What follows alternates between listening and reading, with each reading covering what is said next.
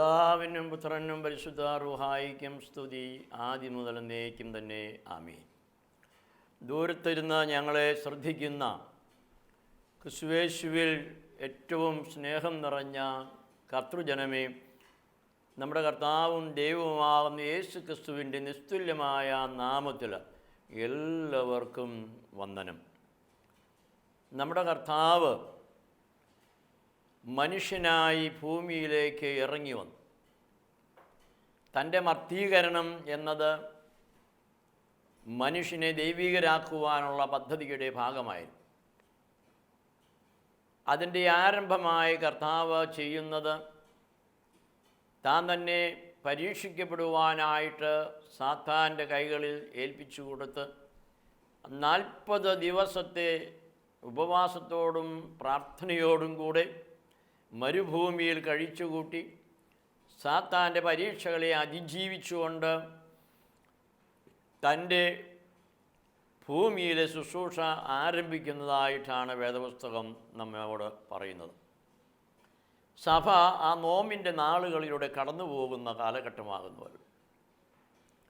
പഴയ നിയമകാലം മുതൽ തന്നെ വിശുദ്ധന്മാരുടെ സമൂഹം ദൈവികമായ സംസർഗത്തിലേക്ക് കടന്നു വരുന്നത് നോമ്പിൻ്റെ അനുഷ്ഠാനങ്ങളിലൂടെയാണ്. മോശ 40 ദിവസം നോമ്പ് നോറ്റു. ദൈവത്തിൻ്റെ കൽപ്പനകൾ, ന്യായപ്രമാണങ്ങൾ ദൈവത്തിൽ നിന്ന് സ്വീകരിക്കുന്നു. ഏലിയാവ് 40 ദിവസം നോമ്പ് നോറ്റു. 40 ദിവസം യാത്ര ചെയ്യുവാനുള്ള ശക്തി സംഭരിക്കുന്നു. ഹാനോക്ക് നോമ്പിനാലും പ്രാർത്ഥനയാലും ദൈവസന്നിധിയിലേക്ക് എടുക്കപ്പെടുന്നു. നിനുവായിൽ ജനം 40 ദിവസം നോമ്പ് നോറ്റ് ദൈവകോപത്തിൽ നിന്ന് രക്ഷപ്പെടുന്നു. ഇസ്രായേൽ തങ്ങളുടെ കഷ്ടകാലങ്ങളിലൊക്കെയും അനുദപിച്ച് രക്ഷയെടുത്ത് മുട്ടുമേൽ നിന്ന് ദൈവ കൃപയ്ക്ക് വേണ്ടി യാചിക്കുന്ന സന്ദർഭങ്ങൾ പഴയ നിയമത്തിൽ ധാരാളമായി നമുക്ക് കാണുവാനുണ്ട്. നോമ്പ് എന്നത് എബ്രായ ഭാഷയിൽ നസാഖ് എന്ന പദത്തിൽ നിന്ന് ഉണ്ടായിട്ടുള്ളതായിരിക്കുന്ന ഒന്നാണ്. അതിൻ്റെ അർത്ഥം to strike with a stick, ഒരു വടി എടുത്ത് അടിച്ച് ഒതുക്കുന്ന ഒരു പ്രക്രിയയാണ് നസാഖ് എന്ന എബ്രായ പദം കൊണ്ട് ഉദ്ദേശിക്കുന്നത്. നമുക്കറിയാം, പാമ്പുകൾ, മറ്റ് ക്രൂരമൃഗങ്ങൾ, ഇതെല്ലാം മനുഷ്യനെ ആക്രമിക്കുന്ന സാഹചര്യം വരുമ്പോൾ പാമ്പിൻ്റെ പത്തി നോക്കി വടിയെടുത്ത് അടിക്കുന്നു. അതേ അർത്ഥമാണ് എബ്രായ ഭാഷയിൽ നസാഖ് എന്ന പദത്തിനുള്ളത്.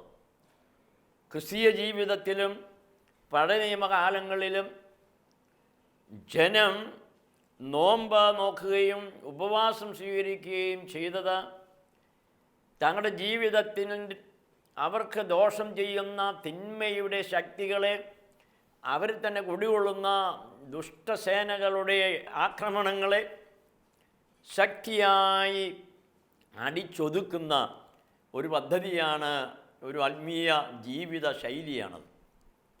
ആ നോമ്പിന് ഇന്നും സഭ വളരെ വളരെ പ്രാധാന്യം കൊടുക്കുന്നുണ്ട്.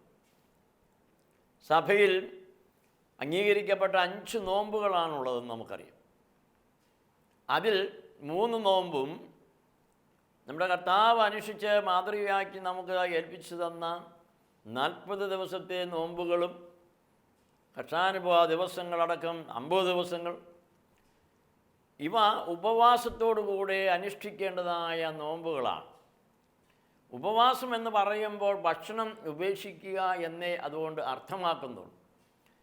ഭക്ഷണം ഉപേക്ഷിച്ചുകൊണ്ട് നോമ്പ് നോക്കുമ്പോൾ നാം അറിയേണ്ടതായ ഒരു സംഗതി, അതിൻ്റെ യഥാർത്ഥമായ ഉദ്ദേശം, ഒരു ദൈവപൈതൽ തൻ്റെ ജീവിതത്തിൽ ദൈവികമായിരിക്കുന്ന ആത്മീയമായിരിക്കുന്ന അനുഭവങ്ങൾക്ക് വിരുദ്ധമായി വരുന്ന ദുഷ്ടശക്തികളെ അടിച്ചൊതുക്കി നമ്മുടെ ജീവിതത്തെ തന്നെ ദൈവത്തിന് വേണ്ടി വിശുദ്ധമായി സമർപ്പിക്കുന്ന ഒരനുഭവമാണ്. നമുക്ക് ഗലാത്യലേഖനം 5-ാം അധ്യായം 24, 25 തിരുവചനങ്ങൾ വായിക്കാം. ഗലാത്യ 5, 24, 25. അതിങ്ങനെ വായിക്കുന്നു: ക്രിസ്തുയേശുവിനുള്ളവർ ജഡത്തെ അതിൻ്റെ രാഗമോഹങ്ങളോടും കൂടെ ക്രൂശിച്ചിരിക്കുന്നു. ആത്മാവിനാൽ നാം ജീവിക്കുന്നുവെങ്കിൽ ആത്മാവിനെ അനുസരിച്ച് നടക്കുകയും ചെയ്യുന്നു. ദൈവ പൈതൽ എന്ന് പറയുന്നത് ആത്മാവിനെ, ദൈവവചനത്തെ അനുസരിച്ച് ജീവിക്കുന്നവനാണ്. ദൈവവചനത്തിന് കീഴ്പ്പെടുവാൻ തക്കവണ്ണം മനുഷ്യൻ സ്വയം ഏറ്റെടുക്കേണ്ടതായ ഒന്ന്, ജഡത്തെ അതിൻ്റെ രാഗമോഹങ്ങളോടുകൂടെ ക്രൂശിക്കുക അല്ലെങ്കിൽ കുഴിച്ചിടുക എന്നുള്ള അർത്ഥം തന്നെയാണ്. ജഡത്തെയാണ് നാം വടി എടുത്ത് അടിച്ച് ഒതുക്കേണ്ടത്. ജഡത്തിൻ്റെ ദുർമോഹങ്ങൾ, ദുഷ്ടചിന്തകൾ, ദുർവികാരങ്ങൾ, അസൂയ, പിണക്കം, ദന്തപക്ഷം, ഇങ്ങനെ തുടങ്ങിയതായ ആ പാപത്തിൻ്റെ സ്വഭാവത്തെ മർത്യശരീരത്തിൽ നിന്ന് അടിച്ച് ഓടിക്കുന്നതായ ഒരു പ്രക്രിയയാണ് നോമ്പ് കൊണ്ട് ഉദ്ദേശിക്കുന്നത്. ജഡമോഹം, കൺമോഹം, ജീവനത്തിൻ്റെ പ്രതാപം, ഈ ത്രിമൂർത്തികളാണ് പാപത്തെ വഹിക്കുന്നത്. ഇന്നത്തെ ആധുനിക മനുഷ്യനുള്ള ബന്ധത്തിൽ നമുക്ക് ഈ ത്രിമൂർത്തികളെ മറ്റൊരു രീതിയിൽ വ്യാഖ്യാനിക്കുവാനായിട്ട് സാധിക്കും. കാമിനി, സെക്സ്; മണി, ധനം; പവർ, കനകം, കാമിനി, പവർ. കവി പാടിയതിൽ കനകവും കാമിനിയുമുണ്ട്, പണവും സെക്സുമുണ്ട്. എന്നാൽ ഈ കാലത്ത് അതിനോട് ചേർന്ന് വരുന്ന ഒന്നാണ് പവർ, അധികാരം എന്നുള്ളത്. അതുകൊണ്ട് ഈ സമൂഹത്തിൻ്റെ പാപസ്വഭാവം സെക്സിനോടും ധനത്തോടും അധികാരത്തോടും ബന്ധപ്പെട്ട് കിടക്കുന്നതാണ്. ഈ 3 തലങ്ങളിലൂടെ ഇന്ന് സമൂഹത്തിൽ നടക്കുന്നതായിരിക്കുന്ന മ്ലേച്ഛമായ കാര്യങ്ങൾ, അഴിമതികൾ, മനുഷ്യനെതിരായി ചെയ്യുന്ന തിന്മയുടെ പ്രവൃത്തികൾ, ഇതെല്ലാം വളരെ വർദ്ധിച്ചുകൊണ്ടിരിക്കുന്ന ഒരു കാലഘട്ടമാണ്. അതുകൊണ്ട് ശരീരത്തിൽ നമ്മെ മോഹിപ്പിക്കുന്ന വികാരം എന്തോ ആകട്ടെ, ജഡത്തിൻ്റെ അഭിലാഷങ്ങൾ, ധനമോഹങ്ങൾ, അധികാര ഇച്ഛകൾ, അതുമായി ബന്ധപ്പെട്ട് കിടക്കുന്നതായ ഒത്തിരിയേറെ പാപവഴികളുണ്ട്. ഈ പാപവഴികളെ ജീവിതത്തിൽ നിന്ന് അടിച്ചു വാരി പുറത്തു കളയുന്ന ഒരു പ്രക്രിയയാണ് നോമ്പ് കൊണ്ട് ഉദ്ദേശിക്കുന്നത്. ഭക്ഷണം അതിലേറ്റവും പ്രമുഖമായ ഒരു സ്ഥാനമാണ് വഹിക്കുന്നത്. എന്തെന്നാൽ ഈ നോമ്പിൻ്റെ ക്രമീകരണങ്ങൾ, നടപടികൾ ഏദൻ മുതൽ ആരംഭിച്ചിരിക്കുന്നു. അവിടെ രുചിയുള്ളതും കാണാൻ നല്ലതുമെന്ന് തോന്നുന്നതായ വൃക്ഷഫലം തിന്നുന്നതിൽ നിന്ന് വിലക്കുകയാണ് ദൈവം ചെയ്യുന്നത്. ആ വൃക്ഷഫലം കാണാൻ നല്ലത് എന്നും തിന്മാൻ രുചികരമെന്നും തോന്നുന്നത് മുഖാന്തരം ജഡത്തിൽ അതൊരു മോഹമായി മാറുകയാണ്. അതിനെ ഭക്ഷിക്കുവാനുള്ള മോഹചിന്തയെയാണ് പിശാചെടുത്ത് ഉപയോഗിക്കുന്നത്. അത് മുഖാന്തരമാണ് അവർ ദൈവീക പദ്ധതിയിൽ നിന്ന് പുറത്താക്കപ്പെടുന്നത്. കർത്താവും 40 ദിവസം ഉപവസിച്ചു, അവന് വിശന്നു. വിശന്നപ്പോൾ പരീക്ഷകൻ അടുത്തു വരുന്നതായി നാം വായിക്കുന്നു. മനുഷ്യൻ്റെ ഭക്ഷണമോഹം ആദാം മുതൽ തുടങ്ങി ക്രിസ്തുവിൽ അത് വരുമ്പോൾ ആ ഭക്ഷണമോഹ ചിന്തയെ വചനം കൊണ്ട് കർത്താവ് കീഴ്പ്പെടുത്തുന്നു. ഇവിടെ സഭ ഉദ്ദേശിക്കുന്ന അത് തന്നെയാണ്. നമ്മുടെ ജഡീക മോഹങ്ങളെ വചനത്താൽ അടിച്ചൊതുക്കുന്നതായ ഒരു ആത്മീയ കാലഘട്ടമാണ് നോമ്പ് എന്ന് പറയും. അത് ദൈവം പ്രകൃതിയിൽ വച്ചിരിക്കുന്ന ഒന്നാണ്. പ്രകൃതി നാം ശ്രദ്ധിച്ചു നോക്കുമ്പോൾ ജീവജാലങ്ങൾക്കെല്ലാം ഓരോ കാലങ്ങളിൽ അതിൻ്റേതായിരിക്കുന്ന നോമ്പനുഷ്ഠാനങ്ങൾ കാണുവാൻ നമുക്ക് സാധിക്കും. പല വൃക്ഷങ്ങളും വേനൽ ശക്തമാകുന്ന സമയത്ത് അതിൻ്റെ ഇലകളെ പൊഴിച്ചു കളഞ്ഞിട്ട് അത് നഗ്നമായി ഇലകളൊന്നുമില്ലാതെ നിൽക്കുന്നതായ കാഴ്ച നാം കാണാറില്ലേ? ഇലകളിലൂടെയാണ് വൃക്ഷങ്ങൾ അതിൻ്റെ ആഹാരം ക്രമപ്പെടുത്തുന്നത്. ആ ഇലകൾ അത് പൊഴിച്ചു കളയുമ്പോൾ അതിനാവശ്യമായ ആഹാരങ്ങൾ നിർമ്മിക്കുകയും അനുഭവിക്കുകയും ചെയ്യുന്ന ആ ഒരു പ്രവൃത്തി അല്പകാലത്തേക്ക് അത് ഉപേക്ഷിക്കുന്നു, പട്ടിണി കിടക്കുകയാണെന്നർത്ഥം. ഇങ്ങനെ പ്രകൃതിയിലെ ജീവജാലങ്ങളൊക്കെയും നോമ്പിൻ്റെ അനുഭവത്തിലൂടെ കടന്നു പോകുന്ന അവസ്ഥ നമുക്കുണ്ട്. ഇവിടെ നാം തിരിച്ചറിയേണ്ടത് ജഡത്തിൻ്റെ അഭിലാഷം, ആത്മാവിൻ്റെ അഭിലാഷം. മനുഷ്യൻ വസിക്കുന്നത് ജഡമാകുന്ന ഒരു കൂടാരത്തിനകത്താണ്. ഈ കൈപ്പണിയായിരിക്കുന്ന മൺകൂടാരം അത് ഭൂമിയിൽ നിന്നെടുത്തിട്ടുള്ളതും ഈ പ്രപഞ്ചത്തിൻ്റെ എല്ലാവിധമായ സ്വഭാവങ്ങളും ഉൾക്കൊള്ളുന്നതുമാണ്. ജഡം അതിൽ തന്നെ പാപസ്വഭാവമുള്ളതാണ്. ഈ പാപസ്വഭാവമുള്ള ജഡത്തിനുള്ളിൽ വസിക്കുന്ന ഒരു ആത്മാവുണ്ട്. അത് ദൈവ സൃഷ്ടിയാണ്. മനുഷ്യൻ്റെ ആത്മാവിനെ നമ്മിൽ സൃഷ്ടിച്ചവൻ ദൈവമാണ് എന്ന് വചനം നമ്മോട് പറയും. ദൈവം സൃഷ്ടിച്ച ആത്മാവിനെ ദൈവം കൈപ്പണിയായി ഉണ്ടാക്കിയതായ ഒരു മൺമയമായ കൂടാരത്തിൽ മനുഷ്യൻ ശരീരത്തിലാക്കുന്നു. അപ്പോൾ ജഡത്തിൻ്റെ ഭാവമുണ്ട്, ജഡത്തിൻ്റെ അഭിലാഷങ്ങളുണ്ട്. അവിടെ തന്നെ ആത്മാവിൻ്റെ ഭാവങ്ങളും ആത്മാവിൻ്റെ അഭിലാഷങ്ങളുമുണ്ട്. ഇത് ഒന്നിന് നേരെ വിരുദ്ധമാണ്. അതും ഈ ദൈവം സൃഷ്ടിച്ച പ്രപഞ്ചത്തിൻ്റെ ഒരു സ്വഭാവം തന്നെയാണ്. പ്രപഞ്ചം നിലനിൽക്കുന്നത് രണ്ട് വിരുദ്ധ ശക്തികൾ തമ്മിലുള്ളതായ പിടിവലിയിലൂടെയാണ്. North pole and south pole. ഇത് രണ്ടും കൂടി പരസ്പരം വിഘർഷിച്ചുകൊണ്ട് അന്യോന്യം എതിരായി പിടിച്ചിങ്ങനെ പ്രപഞ്ചത്തെ നിലനിർത്തുന്നു. മനുഷ്യനിൽ ജഡം, ആത്മാവ് എന്ന രണ്ട് ധ്രുവങ്ങളിൽ നിന്നുകൊണ്ട് ജഡത്തിൻ്റെ സ്വഭാവം ആത്മസ്വഭാവത്തിൻ്റെ വിരുദ്ധവും ആത്മാവിൻ്റെ സ്വഭാവം ജഡത്തിന് വിരുദ്ധമായി ദൈവം നമ്മെ ഒരു ശരീരമായി വച്ചിരിക്കുകയാണ്. ഇവിടെയാണ് നമ്മുടെ പ്രശ്നങ്ങൾ ഉണ്ടാകുന്നത്. ജഡത്തിൻ്റെ അഭിലാഷങ്ങളോട് എതിർത്ത് നിൽക്കണമെങ്കിൽ ആത്മാവ് ശക്തി പ്രാപിക്കേണ്ടതായ ആവശ്യമുണ്ട്.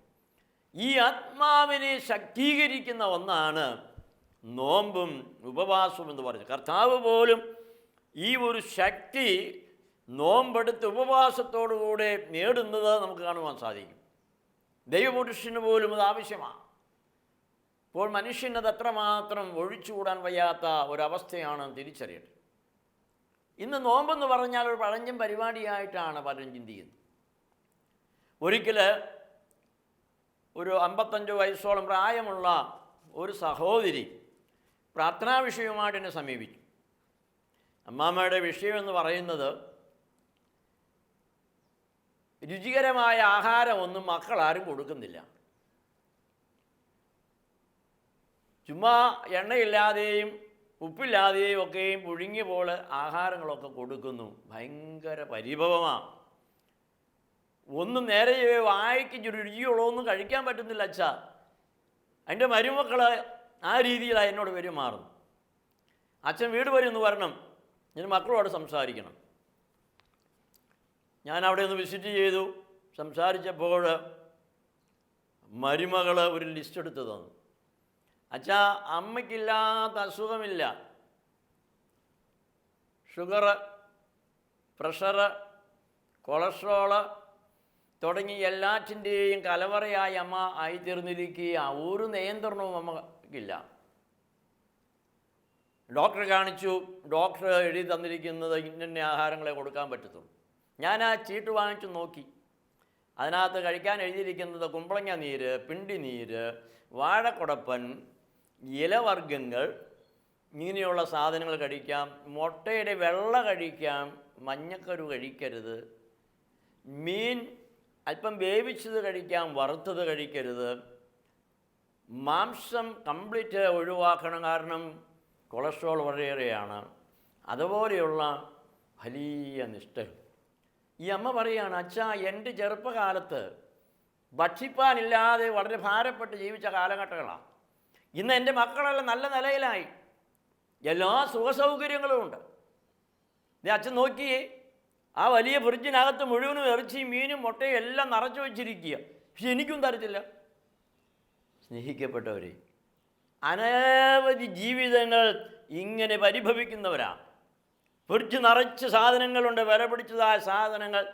അതിനെ ഒന്ന് നോക്കി ഉമ്മിനീരിറക്കുവാനല്ലാതെ, അല്ലെങ്കിൽ മക്കളാരുമില്ലാത്ത സമയത്ത് അതിൽ നിന്ന്, സ്വന്തം വീട്ടിൽ നിന്ന് മോഷ്ടിച്ച് ആഹാരം കഴിക്കുകയല്ലാതെ അതൊന്നും നേരെ ചൊവ്വേ കഴിക്കാൻ വയ്യാത്ത അവസ്ഥയിൽ ജീവിക്കുന്നു. ചെറുപ്പകാലത്ത് ഒന്നുമില്ലാതെ കൊണ്ട് പട്ടിണി കിടന്നുവെങ്കിൽ, ഇതാ മധ്യവയസ്കരായി കഴിഞ്ഞ് വാർദ്ധക്യത്തിൽ കാലെടുത്ത് വയ്ക്കുമ്പോൾ എല്ലാ സമൃദ്ധിയും നിറഞ്ഞിരുന്നാലും ഒന്നും കഴിക്കുവാൻ വയ്യാത്ത സാഹചര്യങ്ങളിൽ, ശാരീരികമായ അവസ്ഥയിൽ മനുഷ്യനായി പോകുന്നു. എന്തുകൊണ്ട്? സ്നേഹിക്കപ്പെട്ടവരെ, ഡോക്ടർ എഴുതിയത് ഒരു ആത്മീയ സത്യമാണ്. അതിനേക്കാൾ ഉപരി അതൊരു ശാസ്ത്രീയ സത്യവുമാണ്. ദൈവം ഈ മനുഷ്യനെ സൃഷ്ടിച്ചപ്പോൾ ഓരോ ശരീരത്തിൻ്റെയും തൂക്കവും അളവും ഉയരവും നീളവും വീതിയെല്ലാം അവിടെ നിർണ്ണയിച്ചു വച്ചിട്ടുണ്ട്. 80 വയസ്സുകാലം ജീവിക്കുന്നു എന്ന് വചനം പറഞ്ഞാൽ, ഈ 80 വയസ്സുകാലത്തേക്ക് ആ ശരീരത്തിന് സ്വീകരിക്കാവുന്നതായിരിക്കുന്ന പോഷകമൂല്യങ്ങൾക്ക് ദൈവം ഒരു അതിർത്തി നിശ്ചയിച്ചിട്ടുണ്ട്. അതിൽ 80 വർഷം കൊണ്ട് കഴിച്ചു തീർക്കേണ്ടതായ സാധനം ഓരോന്നും നമ്മൾ അക്കൗണ്ട് ചെയ്യുക. ദൈവം അനുഭവിച്ച കോട്ട എന്ന് ഞാൻ പലപ്പോഴും അതിനെക്കുറിച്ച് പറയും. ആ കോട്ടയ്ക്ക് ഒരു ഉദാഹരണം നമുക്കെടുത്താൽ, 80 വയസ്സ് കൊണ്ട് കഴിക്കാവുന്ന മാംസത്തിൻ്റെ അളവ് ഒരു 500 കിലോ എന്നങ്ങ് ഊഹിക്കുക. 80 കൊല്ലം കൊണ്ട് 500 കിലോ മാംസം ആ ശരീരത്തിലേക്ക് സ്വീകരിപ്പാൻ സാധിക്കും. പക്ഷേ 80 കൊല്ലത്തേക്ക് ദൈവം അനുഭവിച്ചിരുന്നത് 30 കൊല്ലം കൊണ്ട് തിന്നു തീർക്കുന്ന മനുഷ്യ, ബാക്കി 50 വർഷം നിൻ്റെ ഭക്ഷണത്തിൻ്റെ ലിസ്റ്റിൽ അതുണ്ടാകുകയില്ല. അതുപോലെ പഞ്ചസാര, ദൈവം അനുഭവിച്ചിരിക്കുന്ന കോട്ട 40 വയസ്സും കൊണ്ട് പൂർത്തിയാക്കി കഴിഞ്ഞാൽ ബാക്കി 40 കൊല്ലം പഞ്ചസാര നിനക്ക് അവകാശപ്പെട്ടതല്ല. അരിയും അങ്ങനെ തന്നെ. ഇങ്ങനെ ദൈവം നമുക്കായി അനുവദിച്ചിരിക്കുന്ന ഭക്ഷണത്തിൻ്റെ കോട്ട 80 കൊല്ലത്തേക്കാണ് ദൈവം തന്നിരിക്കുന്നതെങ്കിൽ, അതിൻ്റെ മത്സ്യമാംസം, മുട്ട തുടങ്ങിയതായ വസ്തുക്കളെല്ലാം 40-45 വയസ്സുകൊണ്ട് ഭക്ഷിച്ചു തീർന്നു കഴിഞ്ഞാൽ, പിന്നെ ഡോക്ടർമാർ നമ്മെ പരിശോധിക്കുമ്പോൾ അതൊന്നും തൊട്ടുപോകരുത്, കാരണം ദൈവം തമ്പുരാൻ അതനുവദിച്ച പരിധി കഴിഞ്ഞുവിട്ടിരിക്കുക. പിന്നെ നല്ല കാലം വന്നപ്പോൾ കഴിക്കാൻ കൊള്ളുകയില്ല എന്ന് തള്ളിപ്പറഞ്ഞുകൊണ്ടിരുന്നതായ ചില വസ്തുക്കളുണ്ട്. ഇലക്കറികൾ, ചില പച്ചക്കറികൾ, അപ്രകാരം വാഴയുടെ പിണ്ടി, വാഴയുടെ കൂമ്പ്. നോക്കുക, നിൻ്റെ ബഡ്ജറ്റിൽ, ദൈവം നിനക്ക് തന്നിരിക്കുന്ന ബഡ്ജറ്റിൽ ഇതൊക്കെയും ഇഷ്ടം പോലെ കഴിക്കുവാനുണ്ട്. കാരണം കാലം നന്നായപ്പോൾ ഇതൊന്നും നമ്മൾ എടുത്തിട്ടില്ല. ആർക്കും വേണ്ടാതിരുന്ന ചക്ക ഇന്ന് ഭക്ഷണ പദാർത്ഥങ്ങളിൽ ഏറ്റവും വിലയേറിയതും പ്രയോജനകരവുമായി തീരുകയാണ്. ചക്കയും കപ്പയും ഒക്കെ കാച്ചിലൊക്കെ കഴിക്കുന്നത് ഒരു മോശം പരിപാടിയായിരുന്നു ഇതുവരെയും എങ്കിൽ, അതൊക്കെയും മനുഷ്യൻ്റെ ശരീരത്തിന് വളരെ പ്രയോജനകരമാകുന്നു എന്ന് കണ്ടെത്തിയിരിക്കുന്ന അവസ്ഥയിൽ ഏതാണ് നല്ലത്, ഏതാണ് ചീത്തയെന്ന് ഇന്നും മനുഷ്യൻ വേണ്ടതുപോലെ ഗ്രഹിച്ചിട്ടില്ല. സ്നേഹിക്കപ്പെട്ടവരെ, ജഡത്തെ അതിൻ്റെ എല്ലാ പാപസ്വഭാവങ്ങളോടും കൂടെ ക്രൂശിക്കണമെങ്കിൽ നോമ്പും ഉപവാസവുമല്ലാതെ മറ്റൊരു വഴിയും അതിനായിട്ടില്ല. ഏതൊന്നാണോ എൻ്റെ ശരീരത്തെ നിർബന്ധപൂർവം എന്നെ കീഴ്പ്പെടുത്തുവാൻ വേണ്ടി എന്നിൽ സ്വാധീനം ചെലുത്തുന്നത്, അതിനെ അടിച്ചമർത്തുന്നതാണ് നാം ചിന്തിക്കുന്ന നോമ്പ്, എബ്രായ ഭാഷയിൽ പറയുന്ന നസാഖ് എന്ന വാക്കുകൊണ്ട് ഉദ്ദേശിക്കുന്നത്. അങ്ങനെയെങ്കിൽ യഥാർത്ഥ നോമ്പ് എന്ന് പറയുന്നത് ഒരു വ്യക്തിയുടെ ജഡത്തിൽ അവന് കൂടുതലായി പ്രലോഭനങ്ങൾ ഉണ്ടാക്കുന്ന എന്തോ അതെല്ലാമാണ്. അതിനെല്ലാമാണ് അവൻ അടിച്ചമർത്തേണ്ടത്. ലൈംഗികമായിരിക്കുന്ന കാര്യങ്ങൾ അതിനകത്ത് വരും, ഭക്ഷണമോഹങ്ങൾ അതിനകത്ത് വരും. അതുപോലെ ഓരോ സ്വഭാവങ്ങളും നമ്മിൽ തന്നെ കുടികൊള്ളുന്നതായ, എടുത്തു മാറ്റാൻ പറ്റാത്തതായ സ്വഭാവ ദൂഷ്യമുള്ള കാര്യങ്ങൾ, അതിനെയൊക്കെയും വേർതിരിച്ച് നമ്മിൽ നിന്ന് നീക്കി നിർത്തുവാൻ ഈ നോമ്പ് കൊണ്ട് വചനം ഉദ്ദേശിക്കുന്നു, പിതാക്കന്മാരും ഉദ്ദേശിക്കുന്നു. അപ്പസ്തോല കാലത്ത് ആദിമസഭ, അതായത് പഴയ നിയമസഭ അനുഷ്ഠിച്ചിരുന്നത് പോലെയുള്ള നോമ്പനുഷ്ഠാനങ്ങൾ അപ്പോസ്തോലന്മാരുടെ കാലത്ത് നടന്നിരുന്നു, അവരനുഷ്ഠിച്ചിരുന്നു എന്ന സത്യം ഈ സമയത്ത് ഓർപ്പിക്കുവാൻ ഞാൻ ആഗ്രഹിക്കുന്നു. അപ്പോസ്തോല പ്രവൃത്തി 27-ാം അധ്യായം 9-ാമത്തെ തിരുവചനം മലയാളത്തിൽ ഇങ്ങനെ വായിക്കുന്നു: ഇങ്ങനെ വളരെ ചെന്ന ശേഷം നോമ്പും കഴിഞ്ഞിരിക്കെ കപ്പൽ യാത്ര പ്രതികൂലതയിലൂടെ പോകുന്ന ഒരു കാര്യമാണ് അവിടെ എഴുതിയിരിക്കുന്നത്. നോമ്പും കഴിഞ്ഞിരും. ഇവിടെ നോമ്പ് എന്ന് പറയുന്നത് ഫാസ്റ്റിംഗ് ആയിട്ടാണ് ഇംഗ്ലീഷിൽ രേഖപ്പെടുത്തിയിരിക്കുന്നത്. ആ നോമ്പ് എന്ന് പറയുന്നത് ന്യായപ്രമാണ കാലത്ത് ഇസ്രായേൽ ജനം ശക്തമായി അന്വേഷിച്ചുകൊണ്ടിരുന്നതായ അറ്റോൺമെൻറ്റാണ്. ആ അറ്റോൺമെൻ്റ് എന്ന് പറയുന്നത് എല്ലാ ഭക്ഷണവും ഉപേക്ഷിച്ച് രട്ടെടുത്ത് നിലത്ത് മുട്ടിന്മേൽ നിന്ന് കൈകൾ ദൈവസന്നിധിയിലേക്ക് ഉയർത്തി എസ്രായും നെഹമാവും ഒക്കെ ചെയ്തതുപോലെ തങ്ങളുടെ ജീവിതത്തിൻ്റെ എല്ലാ ദുഷിപ്പുകളെയും അവൻ്റെ സന്നിധി ഇറക്കി വെച്ചുകൊണ്ട് ജീവിതത്തിൻ്റെ വിശുദ്ധിക്ക് വേണ്ടി, ദൈവിക കൃപയ്ക്ക് വേണ്ടി യാചിക്കുന്ന കാലഘട്ടമാണ്.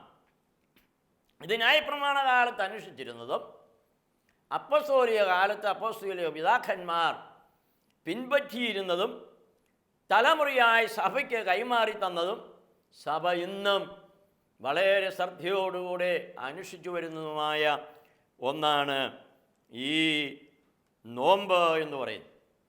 അത് ശത്രുവിന്മേൽ ജയം വരിക്കുവാൻ, ആത്മാവിന് ശക്തി സംഭരിക്കുവാൻ, ശരീരത്തിൻ്റെ വിശുദ്ധിക്ക് ആവശ്യമായി സഭയിൽ വചനപ്രകാരം പഴയ നിയമകാലം മുതൽ ആചരിച്ചുകൊണ്ട് പോകുന്നതും അപ്പോസ്തോലിക സഭ അനുഷ്ഠിച്ചിരുന്നതും. അപ്പോസ്തല പ്രവൃത്തി 27-9 നോമ്പ് അനുഷ്ഠിച്ച് കഴിഞ്ഞിരിക്കുക. അത് കഴിഞ്ഞാണ് യാത്ര തുടരുന്നത്. അപ്പം ഇങ്ങനെയുള്ളതായിരിക്കുന്ന ഒരു ആത്മീയ വഴിയിലൂടെയാണ് സഭ ഇപ്പോൾ പ്രയാണം ചെയ്തുകൊണ്ടിരിക്കുന്നത്. നമ്മുടെ ജീവിതത്തിൽ ഒരു ഡിസിപ്ലിൻ നമുക്ക് ആവശ്യമാണ്. ലോകത്തുള്ള സമ്പാദ്യം മുഴുവനും കിട്ടിയാലും എല്ലാം കൂടെ രുചിച്ചു തീർക്കാം, അനുഭവിച്ചു തീർക്കാമെന്ന ചിന്ത അത് പരാജയപ്പെടുകയുള്ളൂ.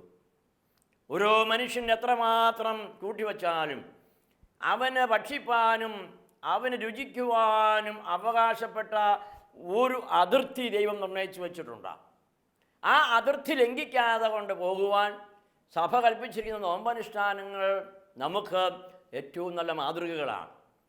അതുകൊണ്ട് ഉപേക്ഷിക്കേണ്ട വസ്തുക്കളെ ഉപേക്ഷിക്കണം. പ്രത്യേകിച്ചും ആ കാര്യം ഓർപ്പിക്കുമ്പോൾ പറയുവാനായിട്ടുള്ളത്, ഇന്ന് നോമ്പെന്ന് പറഞ്ഞാൽ ഇറച്ചി മീനും കഴിക്കാതെ പച്ചക്കറി ഉപയോഗിക്കുന്നതായ ഒരു രീതിയാണ്. അതിൻ്റെ സ്വാഭാവിക രീതിയിൽ അങ്ങനെ തന്നെ ഇരിക്കട്ടെ. പക്ഷേ ഞാൻ എൻ്റെ വ്യക്തിപരമായ ചിന്തയിൽ പറയുന്നു, ഒരു വ്യക്തി ഏറ്റവും കൂടുതൽ ഇഷ്ടപ്പെടുന്നത് അവിയലും സാമ്പാറുമാണ് എങ്കിൽ അവൻ ഈ നോമ്പിൽ ഉപേക്ഷിക്കേണ്ടത് അവിയലും സാമ്പാറും തന്നെയാണ്. ഒരു വ്യക്തി ഏറ്റവും കൂടുതൽ ഇഷ്ടപ്പെടുന്നത് ലൈംഗികമായിരിക്കുന്ന കാര്യങ്ങളാണെങ്കിൽ അവൻ അടിച്ചമർത്തേണ്ടത് ആ വിഷയത്തെയാണ്. ഇങ്ങനെ ഓരോ ജീവിതത്തിലും ഇന്ന് കേൾക്കുന്ന പ്രിയപ്പെട്ടവരെ, നമ്മുടെ എല്ലാം ജീവിതത്തിൽ മുറുകെ പറ്റുന്നതായ ചില സ്വഭാവങ്ങളുണ്ട്. ജഡത്തിൻ്റെ സ്വഭാവം, ജഡത്തിൻ്റെ അഭിലാഷം, അതൊന്ന് തിരിച്ചറിയുവാനും ഈ നോമ്പ് നാളുകളുടെ തുടർന്നുള്ളതായ നാളുകളിലൂടെ അതിനെ ഒന്ന് അടിച്ചമർത്തി ആ ജഡമോഹത്തെ ഒന്ന് ക്രൂശിച്ചുകൊണ്ട് ആത്മാവിനെ ശക്തീകരിക്കുവാനുള്ള ഒരു ചുമതല നാം ഏറ്റെടുക്കണം. വ്യക്തിപരമായ എൻ്റെ ജീവിതത്തിൽ എൻ്റെ ദൈവം എന്നെ അതിന് സഹായിക്കുമെന്നുള്ളതായിരിക്കുന്ന ഉറപ്പ് നമുക്കെല്ലാവർക്കും ഉണ്ടായിരിക്കട്ടെ. അതിനായി ഈ നാളുകൾ ഉപവാസത്തോടും പ്രാർത്ഥനയോടും ജാഗരണത്തോടും കൂടെ നാം എല്ലാവരും ദൈവസന്നിധിയിലേക്ക്, നെഹമ്യാവ് സ്വർഗത്തിലേക്ക് കൈ ഉയർത്തി പ്രാർത്ഥിച്ചതുപോലെ, ശലോമോൻ മുട്ടുമേൽ നിന്ന് സ്വർഗത്തിലേക്ക് കൈ ഉയർത്തി പ്രാർത്ഥിച്ചതുപോലെ, അറ്റോൺമെൻറ്റ് പൂർണ്ണമായിരിക്കുന്ന ഉപവാസത്തോടും അനുതാപത്തോടും പ്രാർത്ഥനയോടും കൂടെ നമുക്കെല്ലാവർക്കും ദൈവത്തെങ്കിലേക്ക് മനം തിരിയാം. ദൈവമായ കർത്താവേ, ഞങ്ങളെ ജഡമോഹങ്ങളെ കുഴിച്ചിടുവാൻ പ്രാപ്തരാക്കണമേ. ജഡത്തിൻ്റെ എല്ലാ മോഹങ്ങളെയും എല്ലാവിധമായിരിക്കുന്ന പ്രലോഭനങ്ങളെയും അതിജീവിപ്പാൻ ഈ നോമ്പിൻ്റെ നാളുകളിലൂടെ ആത്മാവിനെ നീ ശക്തിപ്പെടുത്തണമേ. അത് മുഖാന്തരം ഞങ്ങൾ അങ്ങേക്ക് സ്വീകാര്യോഗ്യമായ നല്ല പാത്രങ്ങളായി തീരണമേ. ഞങ്ങൾ അങ്ങേക്കും ഞങ്ങളുടെ പിതാവിനും പരിശുദ്ധാത്മാവിനും സ്തുതിയും ആരാധനയും സമർപ്പിക്കുന്നു, ഇപ്പോഴും എപ്പോഴും എന്നേക്കും തന്നെ. ആമേൻ.